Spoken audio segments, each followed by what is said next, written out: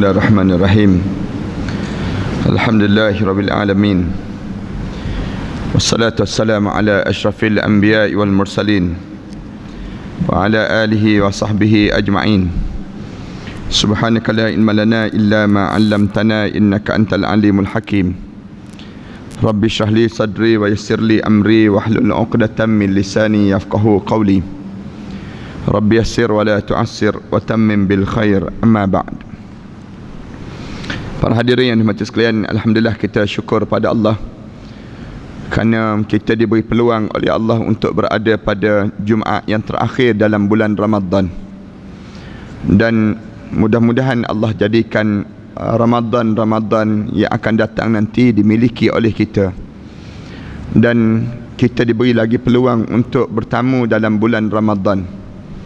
Kita tahu bahawa Ramadan ini, dan kebetulan pada malam tadi kita berada pada malam 27 Ramadan, dan masuknya dalam satu masa yang paling bernilai dalam hidup kita, yang disebut dengan malam Al-Qadr, malam Lailatul Qadar, ataupun boleh jadi juga malam ini dan juga boleh jadi malam besok. Tetapi kebanyakan ulama-ulama sebut bahawa malam Al-Qadr ini berlakunya pada malam 27 Ramadan. Oleh mana sekalipun, kita jangan pula lepas pada ni kita berhenti pula, tak datang-datang dah kitanya. Kenapa tak datangnya? Kerana dah lepas dah malam Al-Qadr.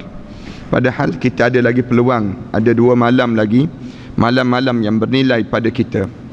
Sebelum daripada kita masuk pengajian ini, ana suka nak sebut juga kepada jemaah-jemaah sekalian bahawa ada 2-3 perkara yang kita perlu dapat apabila kita masuk dalam bulan Ramadan ini. Dan kita jangan keluar selagi mana kita tak dapat 2-3 perkara yang utama apabila kita menduduki bulan Ramadan. Kerana Ramadan ini kita maklumi dia merupakan satu pemberian yang Allah bagi pada umat Nabi Muhammad sallallahu alaihi wasallam, tanda kasih dan juga sayangnya Allah kepada Nabi Muhammad dan juga umat Nabi Muhammad sallallahu alaihi wasallam ini. Oleh kerana sayangnya Allah kepada kita, lalu Allah kurniakan kita bulan Ramadan. Dan apabila dikurniakan bulan Ramadan pada kita ini, maka kita perlu tahu apa kurniaan Allah yang patutnya kita dapat. Dan jangan kita keluar selagi mana kita tak dapat kurniaan yang Allah kurniakan pada kita ini. Yang pertamanya, alim ulama sebut benda yang perlu kita dapat dalam bulan Ramadan yang dinamakan dengan hidayah yang datang daripada Allah. Hidayah yang datang daripada Allah ini, Allah pilih untuk Ramadan, untuk diberi hidayah. Selain daripada Ramadan ada masa yang lain juga. Tetapi Ramadan ini peluang untuk mendapat hidayah Allah. Maksud hidayah yang disebut dengan bimbingan. Dan ana seringkali sebut pada jemaah sekalian bahawa hidayah ni tak semua orang memilikinya. Orang-orang tertentu je yang Allah bagi hidayah. Yahdi man yasha'u ila siratim mustaqim. Allah pilih pada siapa yang Allah kendaki untuk diberi hidayah kepada jalan yang lurus. Kita buat contoh yang mudah. Ana sebut banyak kali contoh apa dia bangun qiyamul lail. Bangun qiyamul lail ni orang tertentu je boleh bangun qiyamul lail. Berapa ramai di kalangan kita yang tahu pentingnya bangun qiyamul lail, tapi dia tak mampu juga dia bangun. Kenapa dia tak mampu dia bangun? Walaupun dia tahu penting qiyamul lail ni penting. Tak ada orang yang boleh menafikan bahawa tak penting bangun qiyamul lail. Tapi berapa ramai di kalangan kita yang tak boleh bangun. Kalau kita tanya kenapa tak boleh bangun? Susah Ustaz. Kenapa susah? Penting ke bangun qiyamul lail? Penting.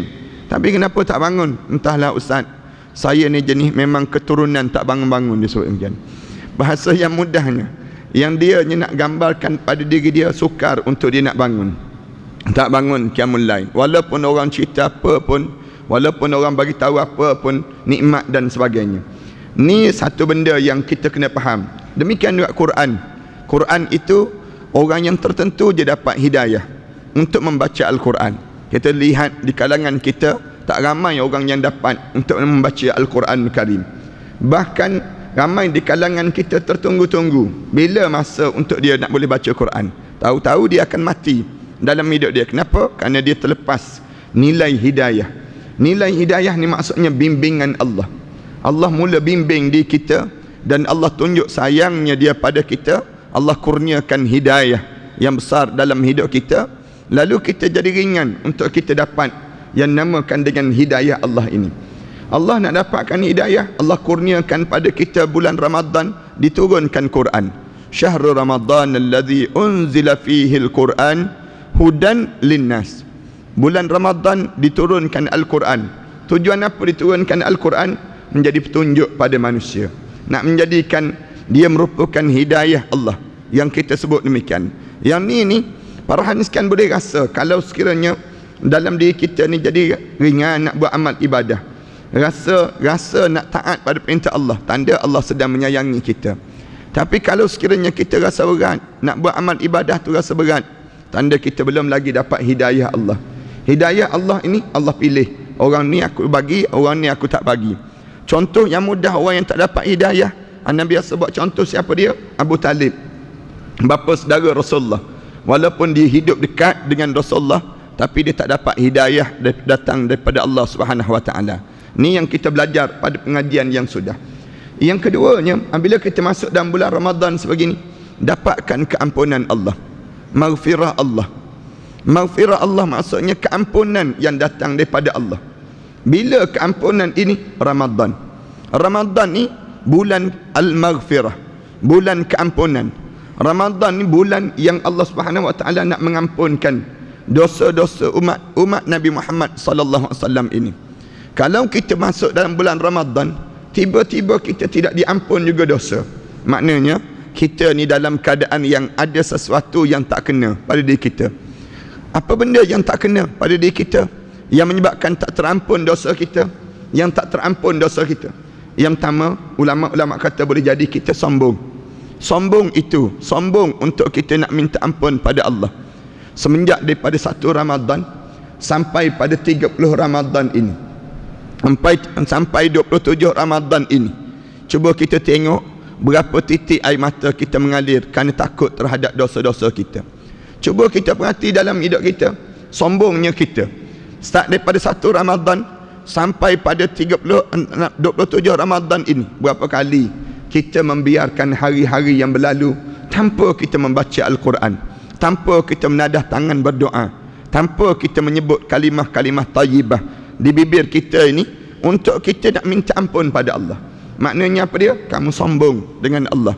Sombong ini datang daripada pribadi orang yang ego, pribadi orang yang takbur, dan pribadi orang yang dia dalam keadaan dia merasakan diri dia tak akan mati, ataupun dia tahu dia mati. Tetapi ada sebab yang kedua. Kenapa yang dia tak minta ampun pada Allah?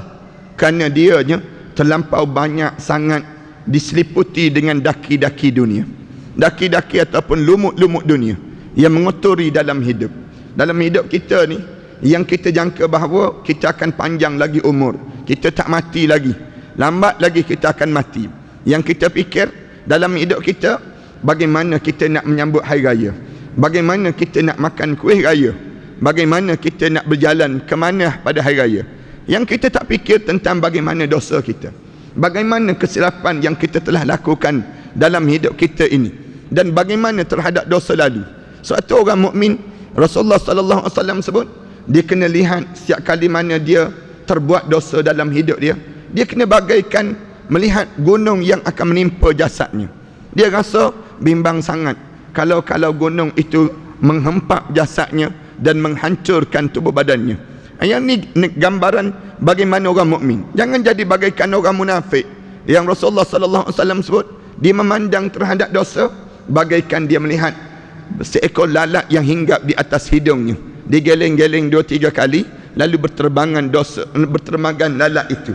Demikian dengan orang munafik. Orang munafik dia tak takut dengan dosa-dosa. Oleh kerana dia tak takut dengan dosa, lalu sukar untuk dia nak minta ampun pada Allah, sukar untuk dia nak menadah tangan doa pada Allah. Dalam tangisan dia, dalam rintihan dia, dia minta dengan Allah, ya Allah, buruknya pribadi aku ya Allah, kejinya sifat aku ya Allah. Sukar untuk dia nak mengakui dan mengiktiraf diri dia yang ada kelemahan dalam hidup dia. Dia pernah melakukan dosa-dosa yang dilakukan di dunia ini. Kerana dosa-dosa ini akan terhalang banyak benda dalam hidup seseorang. Satu, kita diajar supaya bulan Ramadan bulan maghfirah, syahrul maghfirah, bulan keampunan Allah. Lalu kalau kita berada dalam bulan Ramadan, tiba-tiba kita belum lagi dapat keampunan dosa daripada Allah, maka rugi dan sia-sialah kita yang kita masuki bulan Ramadan ini. Dua yang kita kena dapat. Yang ketiga, para alim ulama sebut kena dapatkan islahul qulub, pembersihan jiwa dalam bulan Ramadan sebegini. Masuk bulan Ramadan, Allah nak suruh sihatkan kembali jiwa kita yang sedang sakit. Jiwa kita ni dibersihkan dalam bulan Ramadan. Apabila kita masuk bulan Ramadan, Allah bersihkan, Allah cucikan hati kita. Bagaimana Allah cucikan hati? Allah susun beberapa program-program untuk penyucian hati, penyucian jiwa dalam bulan-bulan sebegini. Bagaimana Allah nak suruh cuci hati? Kenapa? Kerana hidup ini sentiasa diseliputi dengan dosa-dosa, dengan benda-benda yang merosakkan jiwa kita. Dosa-dosa ni berpenyakit pada hati. Cuba lihat orang yang buat dosa, dia akan jadi ketagih dengan dia buat tadi. Dia buat dosa, tinggalkan solat, lama-lama dia akan ketagih, dia akan tinggal solat. Sebagaimana ketagihnya peminum arak, sebagaimana ketagihnya penghisap rokok, sebagaimana ketagihnya yang namakan dengan orang yang melakukan kemaksiatan, demikian juga dengan orang yang buat dosa. Orang yang buat dosa ni, salah satu daripada sifat dosa ni, dia ketagih dalam hidup dia, tagih nak buat lagi, sehingga kan dia berlumut dan sehingga kan dia bernanah dan berdaki hati dia, dan dalam keadaan yang hati dia menjadi sakit. Para hadirin sekalian, nak tahu hati kita sakit tak sakit? Anak biasa sebut mudah je. Kita solat, kita tak rasa khusyuk dalam solat. Kita baca Al-Quran, kita tak rasa lazat dalam bacaan Al-Quran yang kita baca. Waktu mana kita berinfak, kita rasa takut kemiskinan yang melanda diri kita, takut kehilangan dalam diri kita. Itu tanda hati kita sedang diseliputi dengan penyakit yang perlu untuk dibaiki. Bila? Bulan Ramadan. Bulan Ramadan ni minta supaya Allah baiki hati kita, minta supaya luruskan kembali hati kita ni kepada fitrah. Sebab itulah Allah jadikan nak suruh kita keluar daripada bulan Ramadan, kita akan menyambut Aidil Fitri.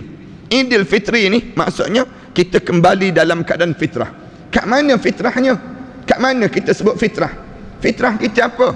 Kalau nak kira pada jasad fitrah ini, kita tak kembali pun pada fitrah jasad. Kerana mana ada kita kembali pada zaman muda balik dalam hidup kita? Kita tak kembali pun pada jasad, kita tak kembali pun fitrah ini pada wajah, tetapi kita kembali fitrah kita pada hati.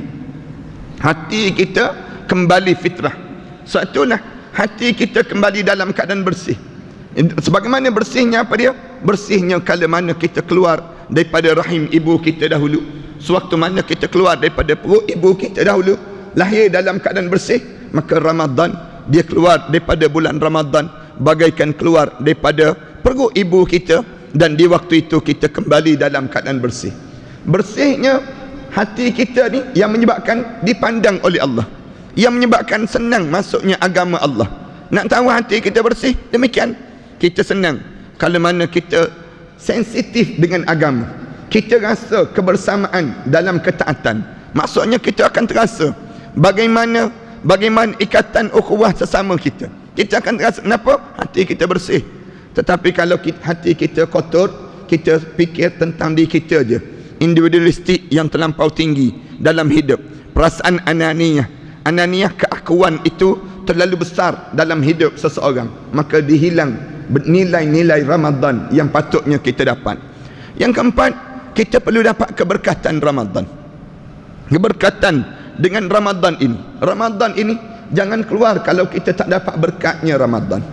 Anda biasa sebut berkat, dan anda ulang banyak kali. Berkat ini satu benda yang dituntut dalam beragama. Kita diajar supaya dapatkan keberkatan. Nak makan, kita minta berkat. Allahumma barik lana. Ya Allah, tolong berkatlah pada kami, ya Allah. Tiap kali mana kita dalam hidup kita baca doa, oh barik lana, tolonglah barik lana usratana, ya Allah tolong berkatlah kami dengan keluarga kami ini, ya Allah. Baca doa kan, waktu mana kita nak baca doa, Allahumma barik lana bi syahri Ramadan wa ballighna bi lailatul qadr. Kita baca demikian doa, ya Allah tolong berkatkanlah kami dengan bulan Ramadan, dan bagilah peluang pada kami untuk mengecapi malam Lailatul Qadar. Doa kita baca demikian. Dalam waktu mana kita masuk Ramadan ni, baca doa, Allahumma barik lana bi Ramadan ya Allah tolong berkatlah kami dengan Ramadan, wa ballighna bil lailatul qadr, ya Allah tolong bagilah peluang pada kami untuk kami mendapatkan malam Lailatul Qadar. Kenapa berkat? Kerana berkat ini tidak dimiliki oleh orang kafir, tidak dimiliki oleh orang munafik. Orang munafik dia tak fikir berkat, dia tak fikir tentang yang namakan dengan yang disebut dengan keberkatan. Orang kafir, orang munafik, dia fikir jumlah yang banyak, dia fikir tentang mengenai kuantiti, dia tak fikir tentang kualiti. Bahasa yang mudahnya demikian. Orang kafir dia fikir allazi jama'a malan wa addadah, mereka mengumpulkan harta biar banyak, kemudian mereka kira keadaan yang mereka dapat. Orang kafir sibuk dengan membesarkan rumah, kemudian apa dia? Memewahkan hidup. Tetapi orang mukmin tak.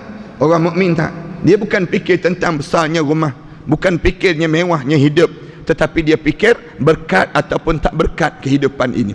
Makanan, kita bukan nak makanan sedap, tapi kita nak makanan yang diberkati. Kita nak bukan harta benda yang banyak, tapi kita nak harta benda yang diberkati. Kita bukan nak anak-anak kita cantik dan handsome dan seumpamanya. Ya, kalau Allah bagi yang tu satu nikmat.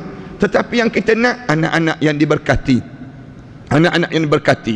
Apa nilai dapat anak-anak yang hebat-hebat tapi tidak diberkati dalam hidup.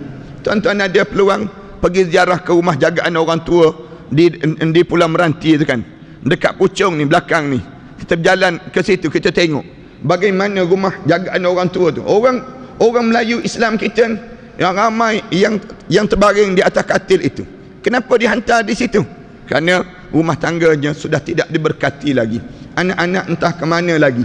Tak peduli kalau kita tanya yang bapa-bapa tadi, kita tanya ibu-ibu tadi, kenapa ibu tinggal di sini? Anak-anak saya tak peduli saya. Anak ibu kerja apa dia? Anak disebut pegawai itu, pegawai ini. Kerja itu tinggi pangkatnya, tapi hidup dalam keadaan yang hilang keberkatan.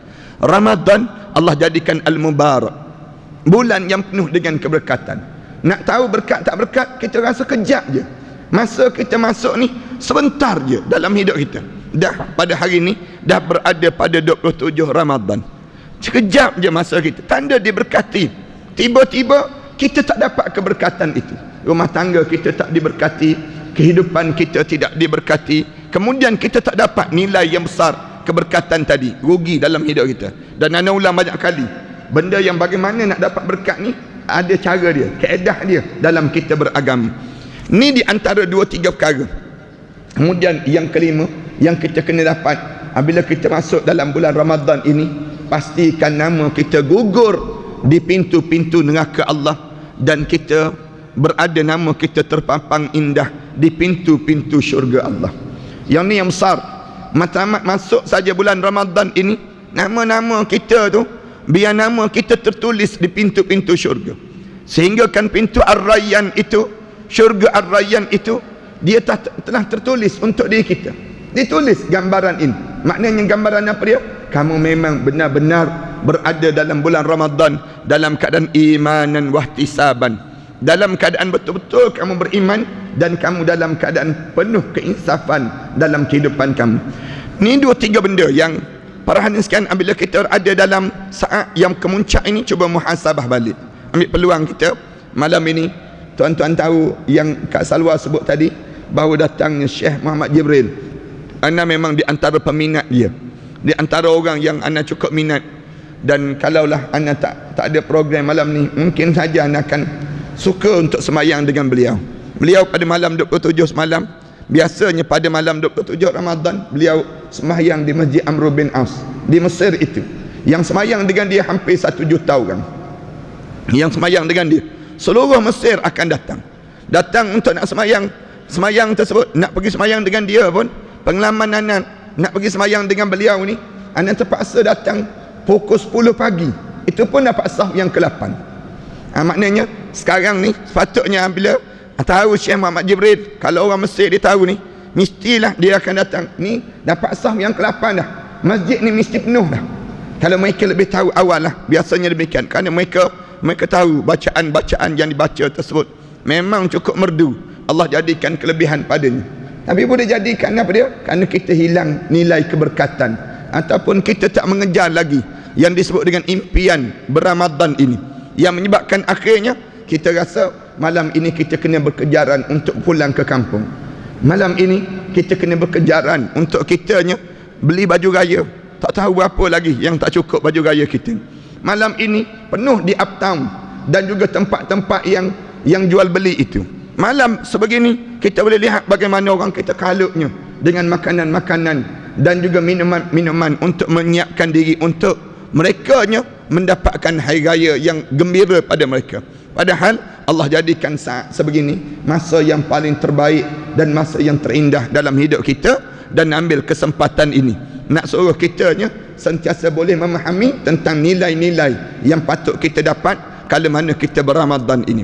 Para hadirin sekalian, ni antara benda yang nak sebut sikit supaya kita boleh faham tajuk yang kita berada pada saat ini yang namakan dengan Ramadan ini. Dan kita nak baca sikit pengajian kita dalam kitab kita ni tentang mengenai orang mukmin meninggal dunia dengan wajah dia berpeluh pada tubuh badan dia, pada wajah dia berkeringat. Tajuk tersebut kan, kita berhenti pada tajuk ni, di mana kita pada minggu yang sudahnya kita sebut tentang wanita yang menangis di kubur. Kemudian lepas itu pada pagi ni kita sambung orang mukmin di antara tanda-tanda dia di kalangan ahli syurga. Dia ada beberapa tanda-tanda ahli syurga. Orang yang tanda-tanda ahli syurga, kalau dia dekat nak meninggal dunia, salah satunya dia peluh atas dahi. Peluh atas dahi, ni tanda ahli syurga. Yang kedua, air mata dia mengalir. Air mata rahmat Allah mengalir. Waktu mana roh nak keluar, roh nak keluar ni, dia akan mengalir air mata dia. Apabila kita akan bincang satu-satu nanti insya-Allah. Kemudian yang tiga, hidung dia kembang kempis. Kalau mana dekat dengan meninggal dunia ni, orang mukmin ni dia akan kembang kempis hidung dia. Kemudian yang keempat, wajah dia akan menjadi jernih. Ni tanda-tanda ahli syurga. Wajah dia menjadi setenang-tenangnya. Kita tengok wajah dia tu, kita tengok Allah, untungnya dia mati dalam keadaan penuh ketenangan. Maksudnya dia telah ditunjukkan tempat dia dalam syurga Allah. Beza dengan orang yang tidak mukmin.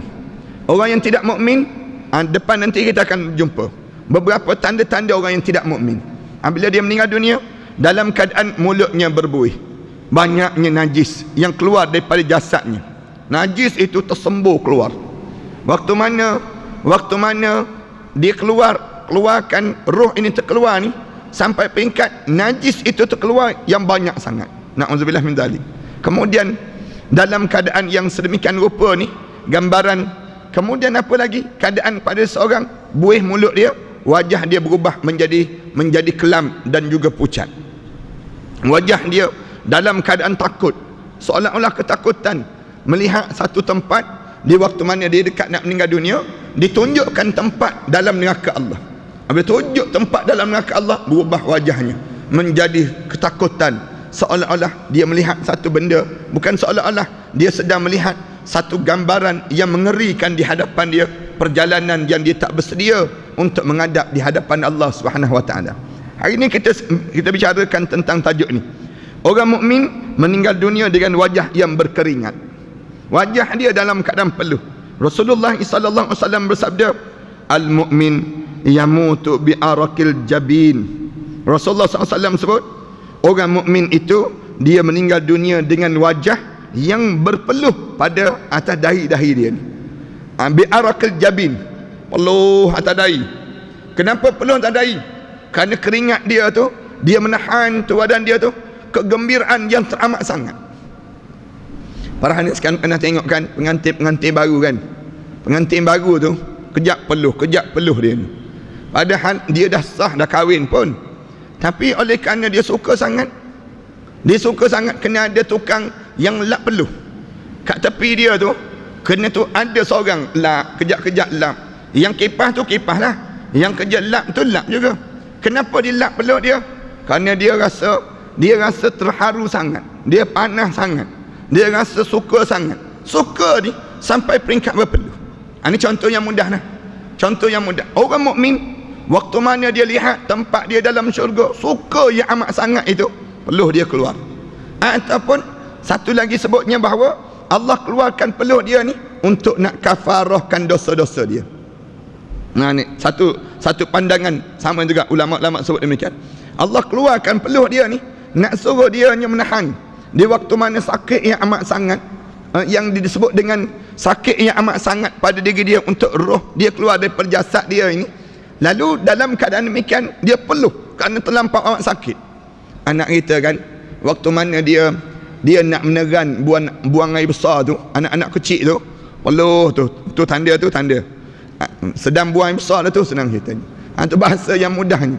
Nampak peluh je atas dahi, diam je, senyum, tapi peluh atas dahi. Maknanya gambaran apa dia sedang meneran sesuatu. Orang mukmin sama juga. Waktu mana dia nak keluar roh dia daripada jasad itu, dia teran tu sakit yang amat sangat. Bila sakit yang amat sangat, ulama-ulama tafsirkan kenapa peluh ni, kenapa dia peluh, kerana dianya dalam keadaan yang dia sakit, Allah kafarahkan sakit dia sehingga dia tak sakit lagi lepas pada kematian dia. Allah kafarahkan dosa dia. Kadang-kadang kan dalam hadis yang lain Rasulullah sallallahu alaihi wasallam cerita, kamu akan lihat orang kafir dimudahkan kematian dia dengan tujuan Allah nak balas segala ganjaran kebaikan yang dilakukan di dunia, supaya dia tak tuntut lagi di waktu mana dia menghadap di hadapan Allah nanti. Tak ada tuntutan dah. Allah permudahkan waktu mana dia meninggal dunia tu, Allah permudahkan mati. Kita kata mati, orang kafir pun husnul khatimah juga ke kita ni? Pada diri dia tak, sebenarnya bukan husnul khatimah, tetapi Allah mudahkan dengan tujuan apa dia? Tujuan nak suruh dalam keadaan dia tidak ada lagi tuntutan, kerana Allah dah balas segala derma-derma dia, segala infak-infak dia, segala benda yang baik yang dilakukan itu Allah balas awal-awal lagi di dunia. Di dunia lagi. Tetapi orang mukmin, kenapa Allah jadikan sukar saat mana hampir dengan kematian? Ada orang kan dalam ICU, lama dia ICU, kemudian doktor dah cabut dah support life ni, life support dia ni untuk dia nak hidup tersebut, tiba-tiba dalam keadaan demikian belum lagi meninggal dunia, tak meninggal dunia juga, nak buat macam mana? Maknanya Allah sedang kafarah dosa-dosa dia supaya dia merasai bagaimana penderitaan ini dibalas waktu mana saat dekat nak meninggal dunia, supaya dia diberi kelebihan oleh Allah lepas pada kematian dia. Ini cara yang diajar dan disebut dalam kitabnya, gambaran tentang kenapa peluh tadi. Salman Al-Farisi menceritakan, aku mendengar Rasulullah sallallahu alaihi wasallam bersabda. Salman Al-Farisi disebut, perhatikanlah keadaan mayat ketika meninggal dunia, hampir meninggal dunia. Mayat yang dalam keadaan hampir meninggal dunia ataupun dia dah meninggal dunia tadi, apabila keringatnya menitis, keringat dia peluh je menitis pada dia, air matanya keluar, air mata dia keluar, suara ataupun nafas panjang keluar daripada hidungnya, nafas suara tu bunyi sah, bunyi keluar daripada hidung, maknanya dalam keadaan waktu mana dia hampir meninggal dunia, maka itu merupakan rahmat yang diturunkan oleh Allah kepadanya. Anda tak sebut sikit tanda tadi kan, tanda orang yang ahli syurga, nafas dia tu keluar daripada hidung dengan tenang, bunyi macam tidur kan. Kadang-kadang kita duduk sebelah pasangan hidup kita, dia tidur, bunyi dia penat tu sah, dia bunyi tu dia bernafas tu, bunyi dia bernafas tersebut. Kenapa? Kerana nafas yang keluar masuk tersebut, yang dalam keadaan demikian, itu tanda-tanda dia di kalangan orang yang saleh waktu mana dia meninggal dunia. Kalau tidur bunyi tu, tak tentu lagi soleh tak soleh. Jangan pula lepas pada ni, berdengkur ni soleh rupa-rupanya. Eloklah berdengkur. Bukan, tak tentu lagi tu. Cuma bunyian keluar daripada hidung dia ini, orang yang hampir dengan meninggal dunia, itu tanda dia di kalangan ahli syurga Allah Subhanahu wa taala. Kemudian dalam keadaan yang orang yang meninggal dunia dengan mendengkur seperti dengkuran unta yang tercekik, bunyi lekat, bunyi tu dia nak meninggal dunia tu, bunyi macam benda yang bunyi tu nak lepas. Kemudian kulitnya menjadi gelap, kulit dia tu apabila dekat nak meninggal dunia berubah, kulit berubah jadi gelap. Dalam keadaan kulit dia menjadi gelap, dan daripada sudut mulutnya keluar buih yang nak sebut tadi lah, di bibir dia tu keluar buih. Buih tu keluar daripada bibir dia, maka itu merupakan azab yang diturunkan oleh Allah Subhanahu wa taala. Na'udzubillah min zalik, dia di kalangan ahli neraka Allah. Cuma kita ni kalau nampak terbuih keluar tu, keluar buih tersebut, ambil dah sunat kita ambil tisu ataupun kapas, lapkan cepat-cepat. Jangan bagi nampak lah buih yang keluar tersebut. Jangan pula kita nampak buih yang keluar tu, neraka dah hari ni kita pula sebut demikian. Jangan. Kitanya baca doa cepat-cepat, ya Allah ampunkanlah dosa dia, ya Allah jadikanlah dia di kalangan hamba kamu yang soleh, ya Allah. Doa kita ni mengubah keadaan, mudah-mudahan mengubah keadaan yang sedang berlaku pada dirinya. Ini gambaran yang kita kena buat. Kalau mana orang yang meninggal dunia, dia sedang memilih. Dia memilih untuk bagaimana corak dia untuk dia meninggal dunia nanti. Kan kita sekarang ni kita sedang buat pilihan. Macam mana kita nak mati? Macam mana kita nak mati? Maksudnya, kalau kita sedang buat amalan-amalan saleh, maknanya kita sedang memilih untuk mati dalam keadaan yang baik. Tapi kalau kita biarkan diri kita dalam keadaan kegelapan, dalam keadaan yang tidak saleh dalam hidup kita, itu tanda kita sedang memilih untuk mati dalam keadaan su'ul khatimah. Maknanya amalan yang kita buat sekarang ni, kita sedang mencorakkan saat mana kita menghadap depan Allah. Kalau waktu mana kita meninggal dunia tersebut, orang memandang semua. Orang tengok, alhamdulillah dia meninggal dunia elok je orang sebut. Cantiknya dia meninggal dunia. Tengah-tengah sujud meninggal dunia. Tengah-tengah selesai baca Quran meninggal dunia. Kerana awal-awal Ramadan baru ni, ada seorang budak yang tadarus di Al-Usta kan. Di Al-Usta tu, lepas pada baca Quran tu, pelajar-pelajar baru darjah 5 ke darjah 6. Baru lepas pada dia tadarus Al-Quran, siap je dia baca, giliran dia baca Quran, dia menunjukkan kaki. Dia lunjurkan kaki, dia pun rebah saja menghadap depan Allah. Meninggal dunia dia lepas pada tadarus. Agak-agak orang nak kata apa? Orang macam ni, orang akan kata, Allah cantiknya dia meninggal dunia dalam amalan yang saleh dalam hidupnya. Ini yang meninggal dunia dekat Gaza sekarang ni, dalam keadaan yang memeluk anak, sedang peluk anak. Seorang ibu yang sedang peluk anak, berkecai kepala anak ni. Ibu tersebut meninggal dunia dalam ciuman, tengah cium anak, sedang cium anak tersebut. Meninggal dunia dia di bawah runtuhan itu, dalam keadaan gambaran bagaimana keadaan diri dia. Orang akan kata apa dia? Bulan Ramadan, kemudian meninggal dunia dalam kasih sayang, kemudian dalam keadaan yang dia ni sedang mempertahankan maruah dia. Apa lagi tempat dia kecuali syurga Allah, Jannatul Ma'wa, syurga Allah yang tertinggi untuk orang yang demikian, kerana hidup dengan keadaan penuh kasih sayang yang dianya telah menjadikan janji-janjinya ditepati dalam ketaatan pada perintah Allah. Ini gambaran pada diri kita. Satu kita corak sekarang. Kita nak meninggal dunia ni, kita sedang mencorak sekarang keadaan bagaimana untuk saat yang di waktu mana apabila orang semua bercakap, untungnya dia meninggal dunia dalam keadaan secantik itu dan sebersih itu, maka Allah akan jadikan kebaikan untuk diri dia. Ini kesan daripada kata-kata manusia.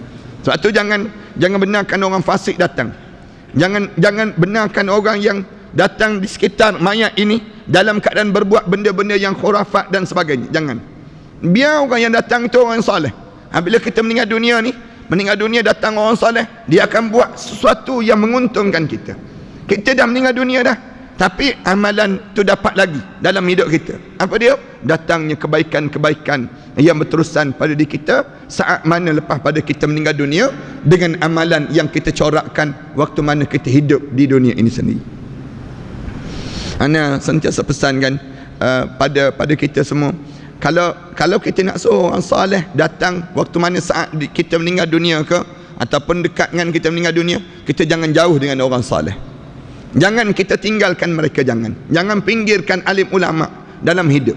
Kalau kita pinggirkan alim ulama dalam hidup, mati kita nanti, kita boleh lihat golongan fasik je datang, yang datang untuk membawa mayat kita, dan mereka timbus je mayat kita. Mereka anggap mayat kita ni bagaikan bangkai saja yang tidak ada nilai lagi. Kerana apa dia? Kerana kita tidak hidup dengan orang saleh. Tapi kalau kita hidup dengan orang saleh dalam hidup kita, doa-doa mereka itu kita tagihkan dan kita harapkan. Macam mana sebut? Boleh jadi para hadirin sekalian akan sebut, Ustaz, macam mana nak dekat dengan orang soleh? dengan orang-orang ustaz-ustaz, sedangkan kami ni orang perempuan, macam mana nak dekat? Sebut demikian. Kita jawab balik, tak semestinya pergi dekat, duduk dekat, berdampingan begitu. Tak. Maksudnya apa dia? Duduk dalam majlis-majlis ilmu. Duduk dalam majlis ilmu.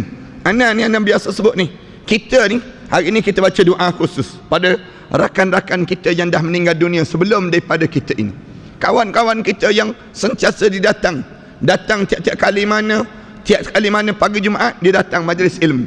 Kemudian dia meninggal dunia dah. Sekarang kita doa pada Allah, kita sebut, ya Allah, jadikanlah kubur dia di antara taman-taman syurga, ya Allah. Tiap-tiap kali pagi Jumaat kita harap pahala ni sentiasa dapat pada dia. Kerana orang ni dia istiqamah. Walaupun dia hidup, kalau dia hidup dia akan istiqamah. Kalau dia meninggal dunia, pahala ni berterusan sampai pada dia, kerana dia salah seorang yang menghidupkan majlis-majlis ilmu yang duduk di kalangan dipanggil halaqatuz zikr, halaqah zikir dan mengingati pada Allah Subhanahu wa taala. Abdullah berkata, apabila seorang mukmin pernah melakukan kesalahan ketika hidup di dunia, maka dia akan meninggal dengan wajah yang berkeringat sebagai balasan atas kesalahannya. Tadi yang anda sebut, yang kedua tadi. Apabila dia hidup, seorang mukmin ni, dia hidup di atas dunia ni ada benda yang salah. Benda yang salah yang dia buat. Tiba-tiba dekat nak meninggal dunia, Allah tunjuk kesalahan dia. Tunjuk kesalahan tu peluh terus. Peluh jantan dipanggil demikian. Macam orang kena tahan pada polis trafik lah, senang cerita. Orang yang duit ada simpanan 300 lagi. Polis trafik pula tahan pula kesalahan apa dia? Melanggar lampu isyarat ataupun cakap dengan handphone, dengan telefon ni tanpa kita gunakan wire dan sebagainya. Nak sebut demikian, boleh tahan. Duit ada 300 je, nak raya pun 300 ni je harap ni. Allah peluh dia tu, Allah sajalah yang tahu. Habislah duit aku disebut. Habislah duit aku ni gambaran peluh diri dia. Ataupun polis datang diri depan tangga rumah kita sebut, kesalahan tuan begini, kesalahan begini, kesalahan satu-satu. Kita pun peluh diri kita. Peluh diri kita ni, kenapa peluhnya? Kerana kita takut Allah. Kita dah bayang dah, penjara berapa tahun, duduk dalam keadaan berapa lama, benda yang akan terjadi pada kita. Demikian orang mukmin. Orang mukmin kalau mana dekat nak meninggal dunia, Allah tunjuk kesalahan dia dulu. Kamu tengok ni, tarikh 27 hari bulan ni kamu tak semayang kan? Kamu tak semayang. Cuba kamu tengok ni, mulut kamu tu cuba kamu tengok. Waktu mana tunjuk tu, Allah takut sehingga kan peluh tubuh badan dia ni berpeluh kerana ketakutan, dan Allah tebuskan dengan peluh itu untuk diampunkan dosa-dosa dia. Itu satu cara yang Allah jadikan dalam hidupnya sebagai balasan atas kesalahannya. Beberapa ulama berpendapat bahawa keringat yang keluar daripada wajah orang mukmin yang meninggal dunia disebabkan perasaan malu terhadap Allah Subhanahu wa taala. Pun sama juga. Kenapa peluh berkeringat kitanya? Kerana malu sangat. Dapat yang kita ditunjukkan tempat kita dalam syurga. Kita pula amalan tak seberapa. Tengok tu, Allah malunya kita, segannya kita. Macam kita kan, kalau kita buat kerja tak seberapa, tapi orang bagi gaji ganjaran ini banyak, kita kata Allah kenapalah banyak sangat. Lebih-lebih ni, kita sebut demikian, lebih lah ni had dia. Kita rasa demikian. Kenapa? Kerana kita rasa terlampau banyak sangat sampai tahap demikian, malu kita. Bila dia beri lebih daripada kadar yang tak sepatut, rasa segan ada, malu ada. Baik, orang mukmin sama juga. Waktu mana dia lihat tempat dia dalam syurga Allah, peluh dia tu Allah sajalah yang tahu. Kenapa? Tak padan pun. Aku bangun tahajud 2 kali je setahun, senang kita. Aku pula derma pula tiap kali mana tabung derma lalu tu baru masuk RM2 je.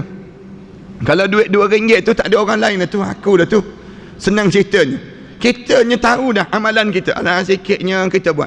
Tapi tempat dalam syurga, tengok tempat dalam syurga tu, peluh Allah sajalah yang tahu banyaknya ganjaran yang Allah sedang sediakan dengan apa yang kita lakukan.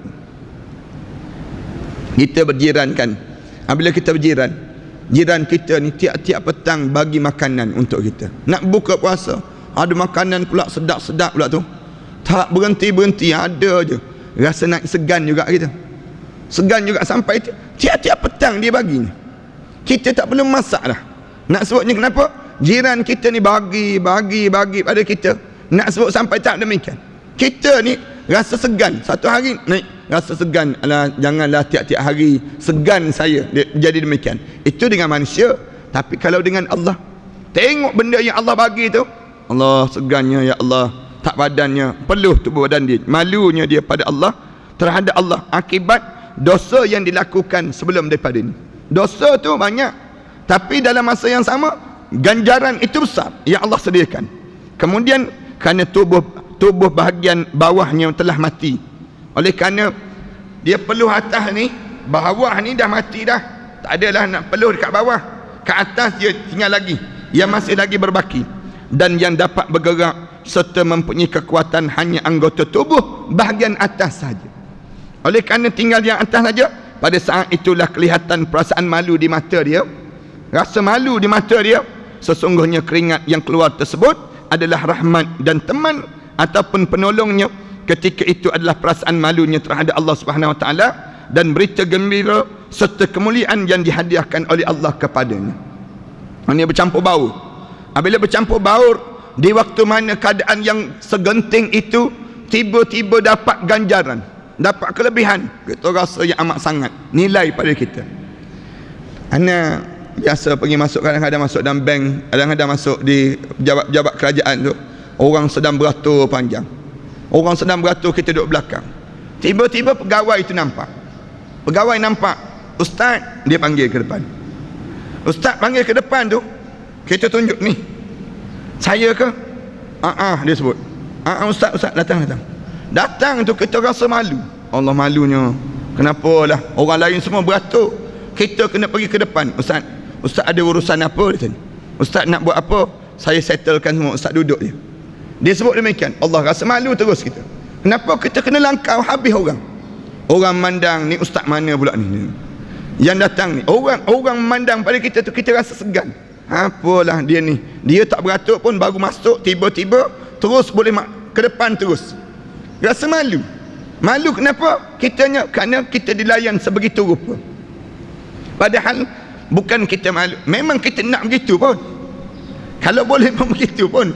Tapi oleh kerana ada perasaan malu tadi, peluh atas dahi. Orang tanya, ni ustaz nama apa ustaz? Dia tanya. Orang kita duduk sebelah tu, orang tanya, ustaz ni ustaz nama apa? Kita pun jawab, Ustaz Ahmad Dasuki. Oh, yang biasa tu dalam TV tu, dia sebut. Tak biasa juga, kita sebut. Jarang-jarang je sebut demikian. Dia pun sebut, ni baru ustaz. Sebutnya sampai kita rasa malu dengan diri kita. Ni gambaran tu baru dunia. Akhirat, nak pergi ke akhirat, malaikat-malaikat mandang kita. Dia ni rupa-rupanya Allah muliakan dia. Bila Allah muliakan dia ni sampai peringkat dinaikkan kedudukan dia, kita rasa malu. Allah, banyaknya dosa aku ya Allah, kamu muliakan aku sampai tahap ini. Peluh atas dahi tu, rasa tak padan pun dengan apa yang kita buat. Tiba-tiba Allah bagi sebanyak ini. Nikmatnya di waktu tersebut. Nak ke tak nak? Nak benda yang Allah bagi tu, nak. Tapi rasa malu tadi yang menyebabkan peluh tadi keluar daripada di atas dahi-dahi mereka. Dalam hadis yang diriwayatkan oleh Ibnu Mas'ud dinyatakan, keringat yang keluar daripada wajah orang mukmin ketika meninggal dunia merupakan balasan dosanya yang masih tinggal padanya. Kalau kamu peluh hantar dahi itu baki lagi dosa-dosa kamu yang masih ada. Lalu Allah keluarkan melalui apa dia? Peluh-peluh kamu tadi. Kamu tengok tu peluh-peluh kamu tadi, Allah tayangkan balik amalan kamu tu dalam keadaan kamu rasa ketakutan yang amat sangat. Atau ketakutan yang amat sangat tadi, lalu Allah jadikan dalam keadaan peluh itu keluar perasaan segan dan malu. Dalam masa yang sama Allah sedang tunjukkan tempat kamu dalam syurga Allah Subhanahu Wa Taala dalam hidup kamu. Kita buat salah tapi kita diberi peluang oleh Allah untuk masuki syurga. Kan takkan rasa untung. Dia panggil demikian, nikmat. Kita buat salah. Anda buat contoh yang mudah kan. Kadang-kadang anda bobo ni, waktu mana bawa kereta, polis tahan untuk polis trafik tahan. Betulan lepas pada ceramah di dekat dengan apa dia, Bandar Sawi, Masjid Al-Husna. Tengah-tengah pakai handphone, orang telefon kita angkat. Lepas tu corner sikit, polis tahan. Polis tahan tu, turun cermin. Kita turun cermin, polis tu sebut terus, Ustaz, lesen ada dia sebut. Ustaz, slow je dia sebut. Ustaz, lesen ada. Anak pun ada. Kita pun keluar. Keluarkan lesen, keluarkan bagi pada dia. Bos dia datang.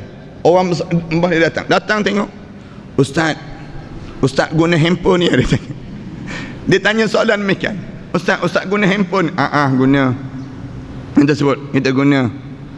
Allah, Ustaz, anggota kita penuh kat sini. Yalah, tak apalah, dah kena saman je lah, anda sebut. Tak apalah Ustaz, jalan je lah, lain kali jangan guna, dia sebut demikian.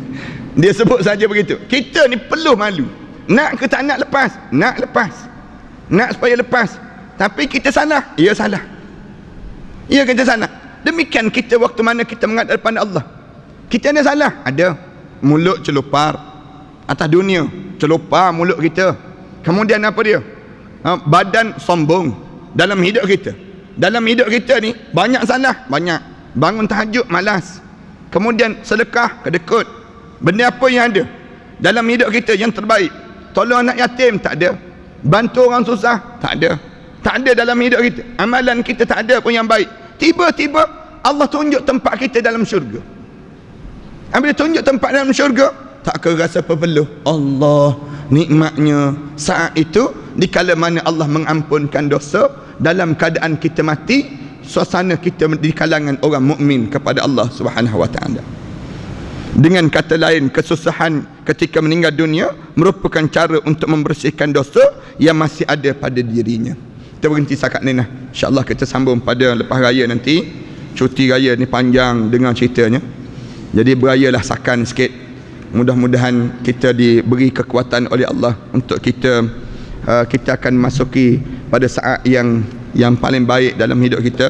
Dan jangan kita tertinggal masa-masa yang berbaki dalam hidup kita dengan amalan-amalan soleh yang patut kita buat. Siapa yang belum lagi buat amalan-amalan soleh itu, buatlah. Kerana ruang-ruang amalan soleh ini banyak dalam hidup kita. Lalu Allah kurniakan kebaikan pada diri kita, kesempatan untuk kita menjadikan orang yang terbaik dalam kehidupan ini. Wa sallallahu ala Muhammad wa ala alihi wa sahbihi wasallam. Alhamdulillahirabbil alamin. Jemaah sekalian, hari ini kita berdoa khusus untuk sahabat-sahabat kita yang sudah meninggal dunia sebelum daripada kita, yang sentiasa hadir di majlis ilmu ini. Kemudian pada masa yang sama untuk arwah ayah kita, arwah datuk nenek moyang kita, yang kalau mana kedengaran takbir raya nanti, maka kembalilah balik pada asal mereka. Jadi doalah kita pada mereka supaya kubur-kubur mereka menjadi taman-taman syurga. Kemudian Allah jadikan kebaikan daripada amalan yang kita lakukan ini membantu pada mereka berada di alam sana. Dan yang keduanya, kita doa khusus kepada penyumbang-penyumbang yang telah menyumbang banyak infak-infak sepanjang daripada bulan Rejab lagi. Ana tak berhenti-henti ana sebut dan ana sebut pada jemaah bahawa kita perlu sumbangan. Dan ana sendiri pun alhamdulillah ana nampak ramai yang telah menyumbang, dan telah bagi banyak harta benda, dan mudah-mudahan Allah ganjarkan dengan ganjaran yang baik di atas sumbangan-sumbangan yang telah diberi sebelum daripada ini, termasuk wakaf di Kompleks Tibun Nabawi. Wakaf ni ana ucap terima kasih banyak-banyak, termasuk ada jemaah-jemaah yang dapatkan daripada orang kafir sekalipun. Semalam ana dipahamkan orang bukan Islam datang bagi sumbangan untuk infak, untuk wakaf katanya. Minta wakaf juga untuk bangunan tersebut. Orang bukan Islam. Apabila sahabat tanya, macam mana Ustaz, nak terima ke wakaf ni? Ana kata terima. Anda boleh terima. Kemudian kita serah pada Allah lah, untuk Allah terima tak terima amalan yang dilakukan ini. Orang bukan Islam yang datang. Bagaimana sekalipun anda nak ucap terima kasih banyak-banyak di atas sokongan yang telah diberi ini. Walaupun tak capai targetnya hampir, kita perlu lebih kurang 2 juta, tapi dapat tak sampai 1 juta pun, tak sampai 800,000 pun. Anda dipahamkan demikian. Walaupun sekalipun, mudah-mudahan Allah akan sampaikan juga target pada yang akan datang nanti. Mudah-mudahan Allah masukkan kita di kalangan amalan yang saleh dalam hidup kita. Bismillahirrahmanirrahim. Alhamdulillahirabbil alamin. Wassalatu wassalamu ala asyrafil anbiya'i wal mursalin wa ala alihi wa sahbihi ajma'in. Allahumma ighfir dhunubana wa liwalidina warhamhuma kama rabbayna shaghira wal jami'il muslimina wal muslimat wal mu'minina wal mu'minat al ahya'i minhum wal amwat. اللهم تقبل منا صلاتنا ودعاءنا وقيامنا وركوعنا وسجودنا وتمم تقصيرنا يا الله إنك أنت التواب الرحيم. اللهم ارحمنا فإنك بنا راحم ولا تعذبنا فإنك علينا قادر والطف بنا يا الله إنك أنت اللطيف الخبير. اللهم بارك لنا بشهر رمضان المبارك وبلغنا بليلة القدر. اللهم يسر نوفل، اللهم يسر له ولا تعسره وتممه بالخير. اللهم اجعلنا من عبادك الصالحين واجعلنا من عبادك المخلصين واجعلنا من عبادك الصالحين. ربنا عليك توكلنا وإليك أنبنا وإليك المصير. Ya Allah, ya Tuhan kami, ampunkanlah dosa-dosa kami ya Allah, dosa besar kami dan dosa kecil kami ya Allah, dosa yang sengaja dan dosa yang tidak sengaja kami lakukan ya Allah. Ya Allah, di Ramadan, saat Ramadan terakhir ini ya Allah, pilihlah kami di antara keampunan kamu untuk kami ya Allah. Jadikanlah keampunan kamu itu kami memilikinya ya Allah. Ya Allah, ya Tuhan kami ya Allah, ya Tuhan kami, jadikanlah kebaikan dengan apa yang kami lakukan ini ya Allah, dengan kebaikan yang bermanfaat pada kami di akhirat nanti ya Allah. Jauhkanlah kami ya Allah daripada keburukan-keburukan yang membawa mudarat pada kami di padang mahsyar nanti ya Allah. Anugerahkanlah pada kami ya Allah hati-hati yang lembut ya Allah, pasangan hidup yang saling membahagiakan hidup kami ya Allah, kekuatan dalam jiwa kami ya Allah, berhadapan dengan segala ujian, tohmahan, mihnah yang kami lalui di dunia ini ya Allah.